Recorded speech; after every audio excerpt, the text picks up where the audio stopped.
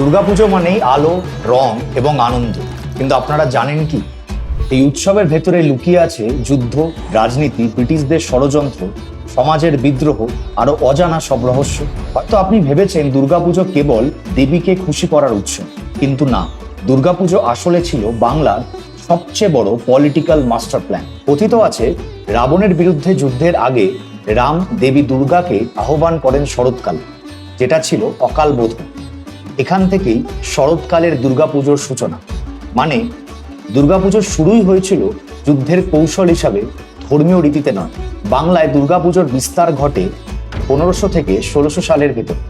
জমিদার আর রাজারা তাদের ক্ষমতার প্রভাব দেখানোর জন্য আয়োজন করতেন মহা ধুমধামের রাজবাড়ির পুজো। মেদিনীপুরের রাজারা প্রথম এই রাজকীয় পুজো শুরু করে।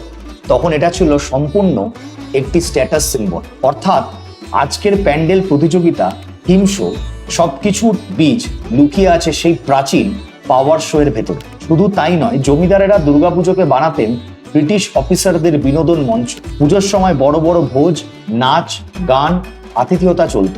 মানে যে উৎসব আজ আমাদের পাড়ার গর্ব, সেটা একসময় ছিল ব্রিটিশদের বিনোদন পার্টি।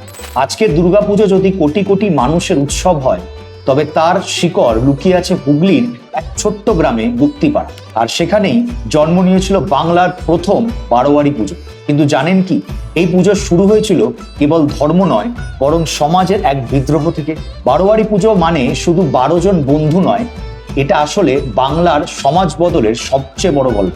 যখন দুর্গাপুজো ছিল রাজা আর জমিদারদের একটি স্ট্যাটাস সিম্বল, তখন সাধারণ মানুষ কিন্তু সেখানে ছিলেন কেবলই দর্শক। ভক্তি করার অধিকারও ছিল সীমিত। ঠিক সেই সময় হুগলির গুপ্তিপাড়ার এক অবিশ্বাস্য ঘটনা ঘটে।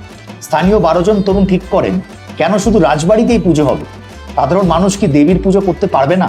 তারা মিলে অর্থ জোগাড় করলেন, আয়োজন করলেন প্রতিমা, আরম্ভ করলেন প্রথম বারোয়ারি পুজো।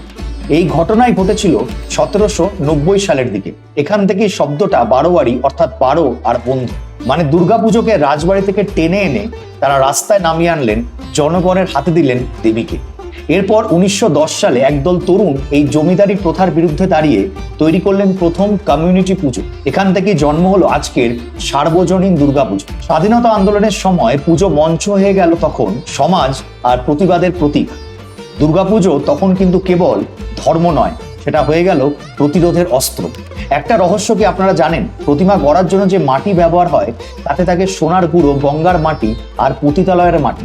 কারণ বিশ্বাস এই, সমাজের সব স্তরের শক্তি মিশে গেলে তবেই মা দুর্গা জাগ্রত হন। অর্থাৎ মা দুর্গার শরীরে ভেতরে লুকিয়ে আছে সমাজের সব স্তরের প্রতীক, রাজা থেকে পতিতা পর্যন্ত। আজকের দিনে দুর্গাপুজো হয়ে উঠেছে বিশ্বের অন্যতম বড় আর্ট ফেস্টিভ্যাল। 2021 সালে ইউনেস্কো আমাদের এই দুর্গাপুজোকে আখ্যা দেন intangible cultural heritage of humanity. মানে আমাদের পাড়ার পুজো এখন নোবেলের সমান আন্তর্জাতিক সম্মান পেয়েছে। তাহলে ভাবুন, দুর্গাপুজো আসলে কি? এটা কেবল ধর্মীয় আচার নয়, এর ভেতরে লুকিয়ে আছে যুদ্ধক্ষেত্রের গল্প, জমিদারদের ষড়যন্ত্র, ব্রিটিশদের বিনোদন, স্বাধীনতার আন্দোলন আর সমাজের প্রতিটি স্তরের অংশগ্রহণ। দুর্গাপুজো মানে তাই শুধু আনন্দ নয়, এটাই বাংলার সবচেয়ে বড় ষড়যন্ত্র আর সবচেয়ে বড় বিপ্লবের উৎসব। তাহলে প্যান্ডেলে গিয়ে এবার দেবীর সামনে দাঁড়ালে মনে রাখবেন, আপনার সামনে দাঁড়িয়ে আছেন শুধু এক দেবী নন, বরং হাজার বছরের ইতিহাস, সমাজের বিদ্রোহ আর এক অমর বিপ্লবের প্রতীক। এই ভিডিওটার কোন তথ্যটা আপনাকে সবচেয়ে বেশি অবাক করেছে কমেন্টে জানান। আর হ্যাঁ, এই ভিডিওটা কিন্তু ভালো লেগে থাকলে অবশ্যই লাইক, শেয়ার করবেন এবং এই চ্যানেলটিকে যদি এখনো সাবস্ক্রাইব না করে থাকেন, সাবস্ক্রাইব করতে ভুলবেন না। কারণ আগামী দিনে আপনাদের জন্য আরো অজানা তথ্য নিয়ে আসছে আমাদের ইনফিনিটি চ্যানেল। Thank you.